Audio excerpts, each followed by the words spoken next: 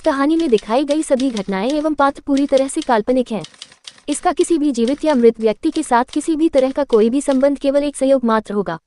इस कहानी में कुछ ऐसे दृश्य भी शामिल हो सकते हैं जो 18 या उससे नीचे की उम्र के बच्चों के लिए उपयुक्त नहीं है।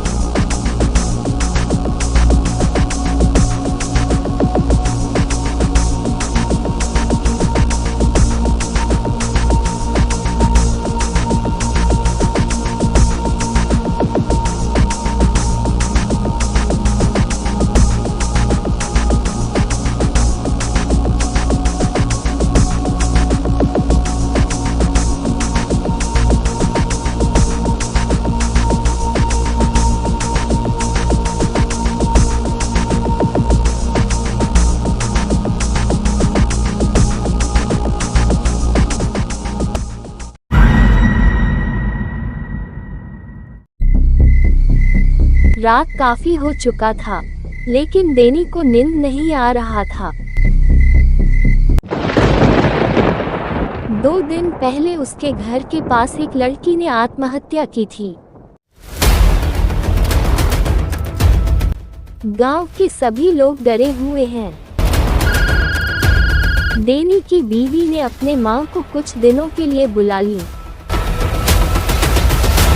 अभी एक बिस्तर पर डेनी और उसकी पत्नी सीमा और उसी रूम के दूसरे एक बिस्तर पर डेनी की सास सो रहा होता है।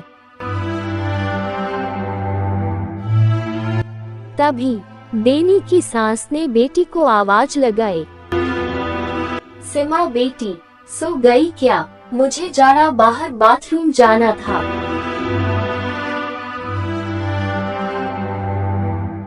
जब सीमा ने कोई जवाब नहीं दी तो डेनी को बुलाया।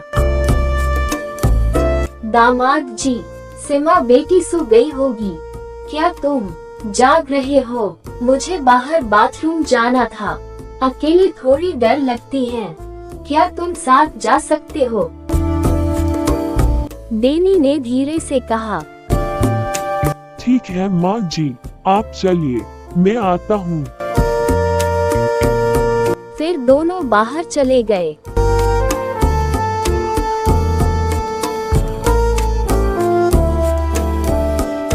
डेनी को अपने सास की कपड़ा देख के थोड़ा हैरानी हुई, क्योंकि उसकी सास अपनी ही दामाद के साथ बहुत ही कम कपड़ों में था। उसकी सास बाथरूम के अंदर गया, लेकिन बाथरूम का दरवाजा खुला ही रखा था। डेनी को और ज्यादा हैरानी हुई। उसकी सास ने पीछे डेनी को देखा तो डेनी शर्म से पानी पानी हो जाती है।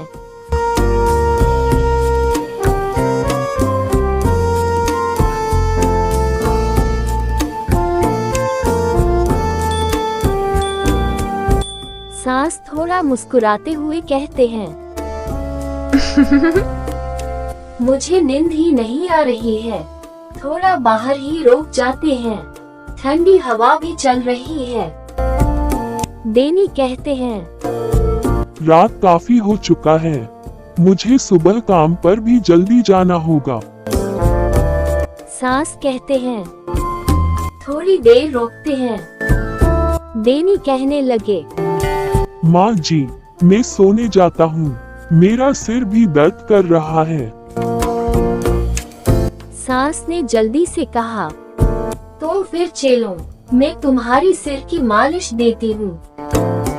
डेनी कहते हैं, नहीं माँ जी, आपको तकलीफ करने की जरूरत नहीं।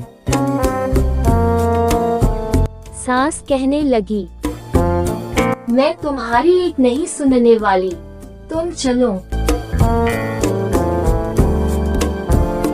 डेनी घर के अंदर जाने ही वाला होता है, तभी सास कहते हैं,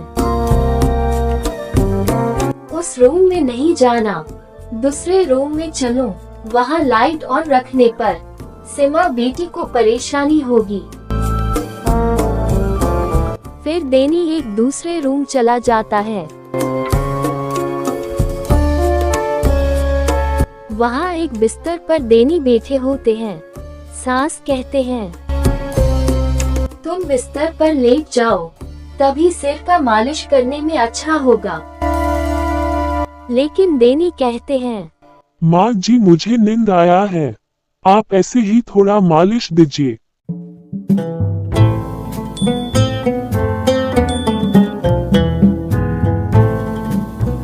और सास ने ऐसे ही थोड़ा मालिश दिया।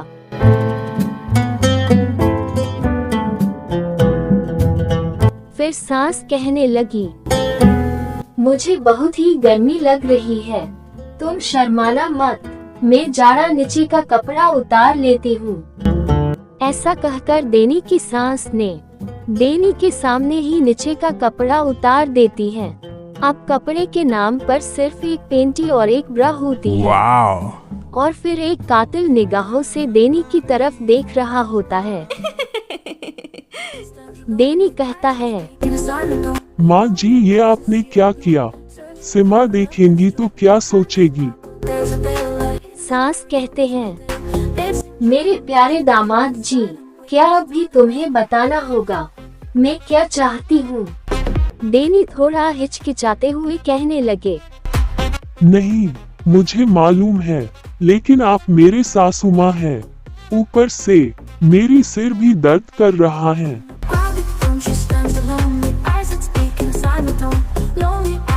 सास कहते हैं, तो फिर ठीक है, रहने देते हैं।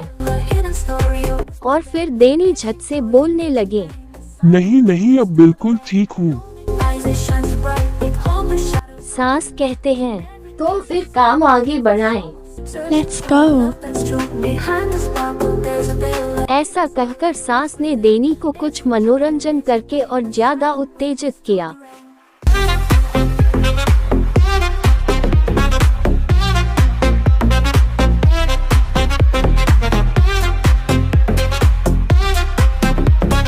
फिर क्या था, कुछ समय पहले जो एक गाय बना हुआ था, वही गाय अब शेर बन चुका था और सभी रिश्तों के ऊपर लुंगी उठा के मूत्र विसर्जन करके सांस के ऊपर टूट पड़ा।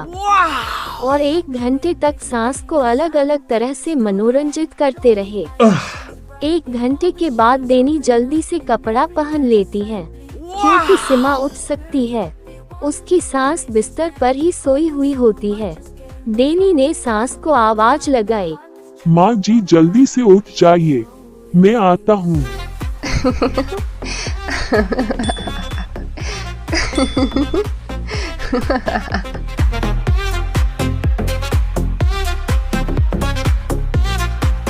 डेनी जब सिमा के रूम का दरवाजा खुलती है